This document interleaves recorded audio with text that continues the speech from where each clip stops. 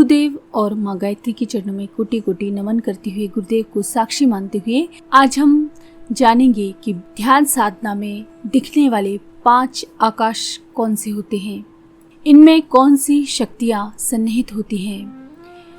5 आकाशों का उल्लेख हमारे शास्त्रों में क्या किया गया है।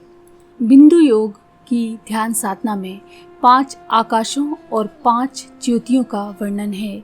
अंत क्षेत्र के विशाल ब्रह्मांड में हमारे अंदर जो विशाल ब्रह्मांड है उसमें 5 आकाशों का अस्तित्व बताया गया है और उसमें सन्निहित दिव्य शक्तियों का दर्शन करने वाली 5 ज्योतियों का उल्लेख है।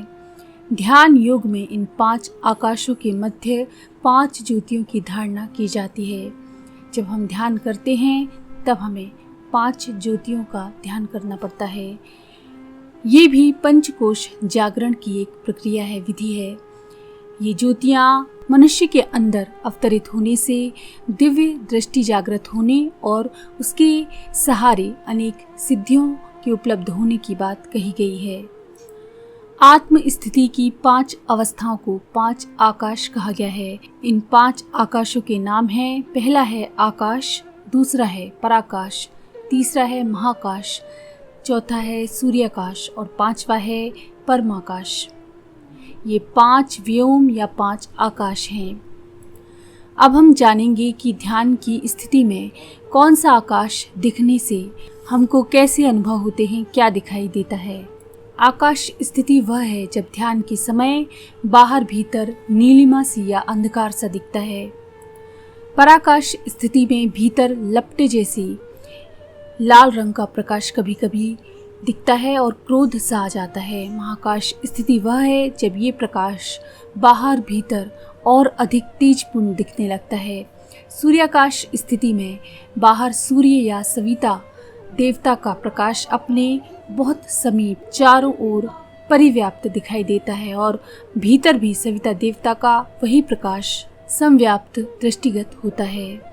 अंदर और बाहर प्रकाशपूर्ण ज्योतिर्मय प्रकाश दिखाई दिया करता है। परमाकाश स्थिति में सर्वत्र सर्वव्यापी अनिर्वचनीय आनंदमय ज्योति विस्तार प्रत्यक्ष रूप से अनुभव में आता है। ब्रह्म सत्ता की एक ज्योति सर्वत्र परिव्याप्त दिखती है, सब ओर दिखती है। सृष्टि के कण कण में उसी एक परम ज्योति के दर्शन होते हैं। ये 5 ज्योतियाँ जो 5 आकाशों में चमकती हैं, 5 प्राणों की, 5 कोशों के जागरण की भावनात्मक अनुभूतियां हैं। हमको ये अनुभव होते हैं। जागरण और प्रकाश एक दूसरे के पर्यायवाची हैं, यानी सेम मीनिंग है इनका। इसीलिए कोश जागरण का प्रकाश अनुभूति के रूप में उल्लेख किया गया है। इन 5 कोशों की एक से बढ़कर एक सिद्धियां हैं। कहते हैं कि राजा विक्रमादित्य के पास 5 वीर थे। वे इतने समर्थ थे कि आज्ञा पाते ही असंभव को संभव कर दिखाते थे। ये वीर मनुष्य नहीं, सूक्ष्म देहधारी देव स्तर के थे। अलादीन के चिराग से भी ऐसे ही जिन्न प्रकट होने और उसकी आज्ञानुसार काम करने की कथाएं प्रचलित हैं। छाया पुरुष सिद्ध होने पर वह अपना ही प्रेत चमत्कारी काम करता बताया जाता है। भूत प्रेतों, यक्ष, राक्षसों को सिद्ध कर लेने पर वे भी ऐसे काम कर दिखाते हैं जो आज्ञा देने वाले के लिए स्वयं करना कठिन होता है।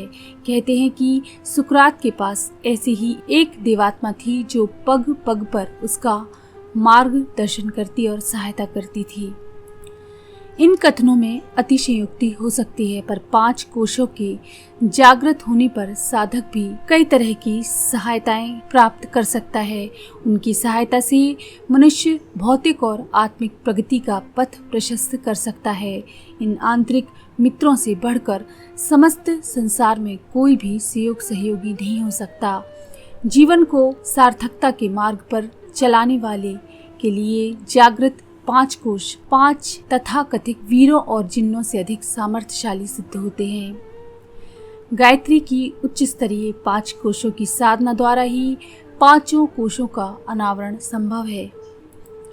इन 5 कोशों को पार करने के बाद ही उस दिव्य प्रभा के दर्शन होते हैं, उस दिव्य स्वरूप की प्राप्ति होती है जिससे जीवन धन्य हो जाता है। तैत्तिरीय उपनिषद में कहा गया है कि यदि कोई मनुष्य पूर्णतः स्वस्थ सुशिक्षित, गुणवान, सामर्थ्यवान एवं समस्त संसार की धन संपत्ति का स्वामी हो, उसे जो आनंद प्राप्त हो सकता है उससे करोड़ों गुना अधिक आनंद ब्रह्मानंद का है। उपनिषदों में भी इसी का उल्लेख किया गया है। बृहदारण्यक उपनिषद में कहा गया है, समुद्र के समान अक्षय एवं अद्वितीय धारा ही ब्रह्मलोक है। प्राणी की वही परम गति, सर्वोत्कृष्ट संपत्ति, परलोक और सर्वश्रेष्ठ आनंद है।